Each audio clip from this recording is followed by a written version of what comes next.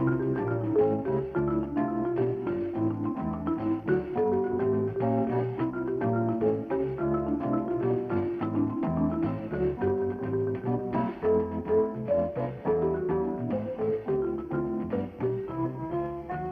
new for 1974.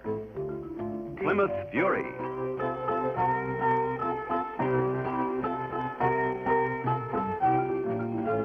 Dodge Monaco.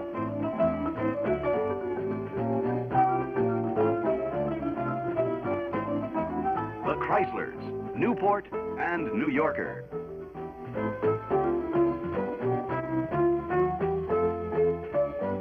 The luxurious new Imperial.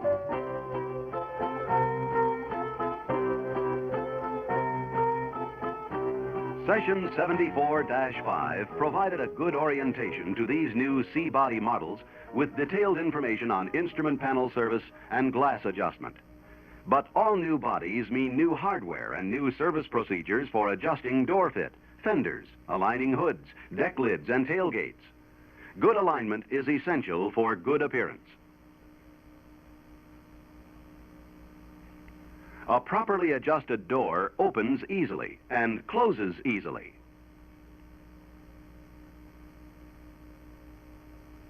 And it must seal against air and water leaks. To demonstrate how built-in adjustments are used, the doors, hood, and deck lid of this car have been deliberately misaligned. A close inspection shows that the upper corner of the rear door is low and too close to the quarter panel. Also, the lower part of the door is not flush with the front door or the quarter panel. The rear corner of the front door is high. The spacing between the rear door and the front door is not uniform. The front door is not flush with the front fender. In short, we've created an exaggerated example of door misalignment. Now let's get down to the business of correcting these conditions.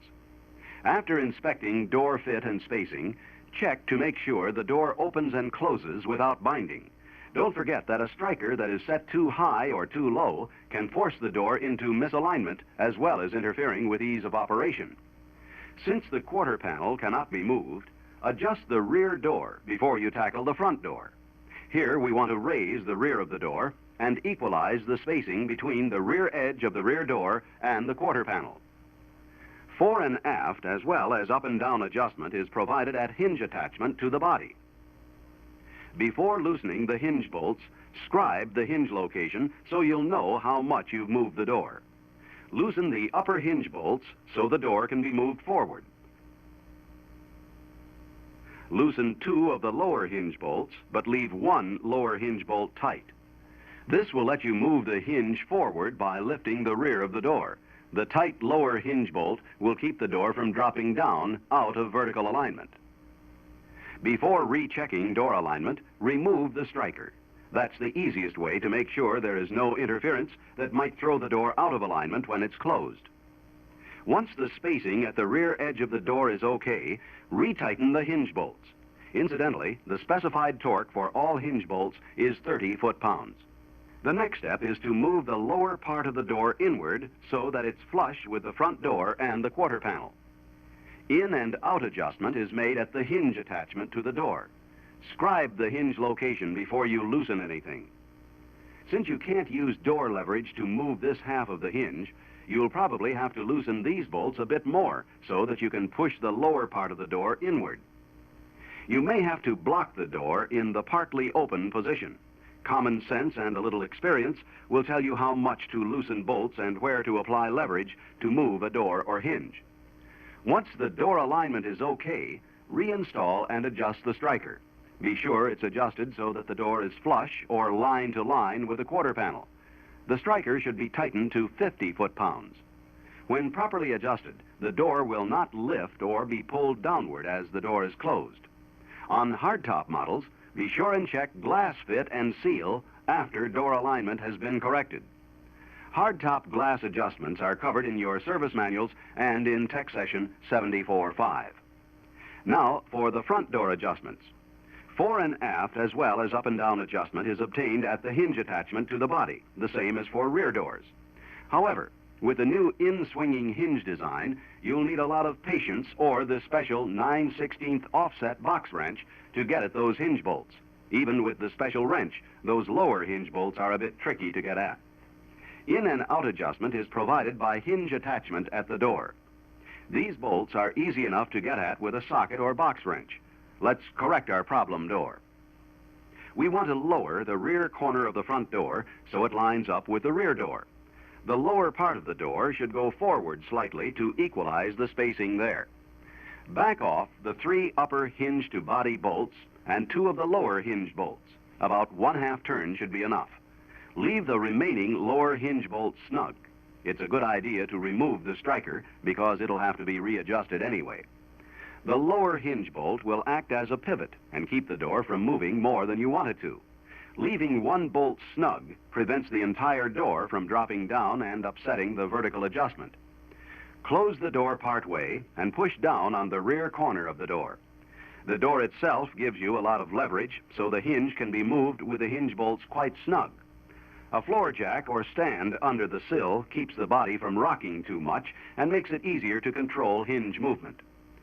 If spacing between the fender and lower part of the door is still too wide, retighten just 1 of the upper hinge bolts. 2 of the lower hinge bolts are already loose, so back off the remaining one. With 1 upper hinge bolt snug, pushing down on the rear corner will pivot the door and bring it closer to the fender at the lower front corner. Once the spacing at the front door is okay, tighten the hinge bolts to hold this adjustment. Here's something worth remembering.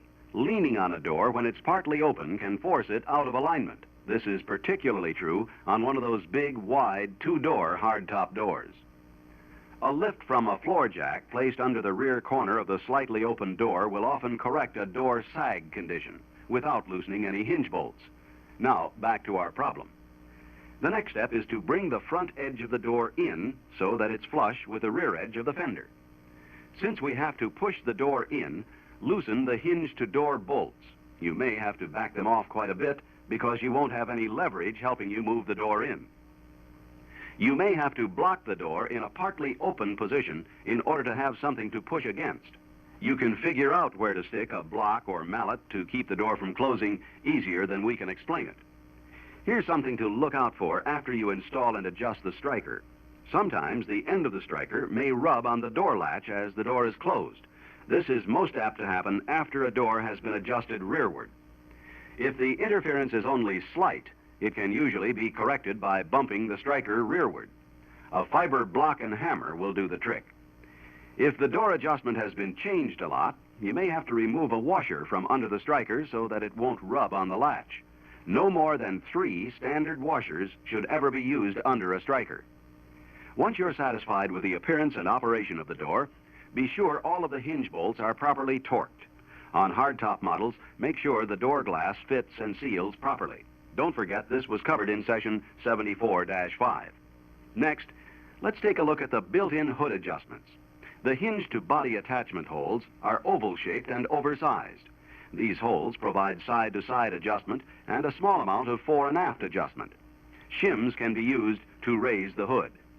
The hinge to hood attachment holes are also oval-shaped and oversized. This provides fore and aft as well as a very small amount of up and down adjustment. Built-in hood adjustments are fairly obvious, but let's run through a hood fitting demonstration. In our example, the gap between the hood and grille is a bit wide.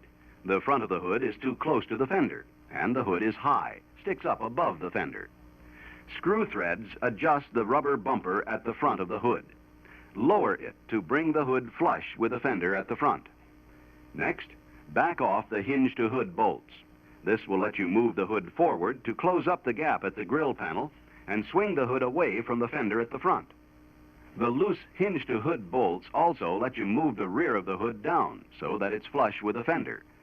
After tightening the hinge bolts, check hood closing and fit. Next, we'll take a look at deck lid adjustments. Both fore and aft and up and down adjustment is provided by the bolts which attach the hinge to the deck lid.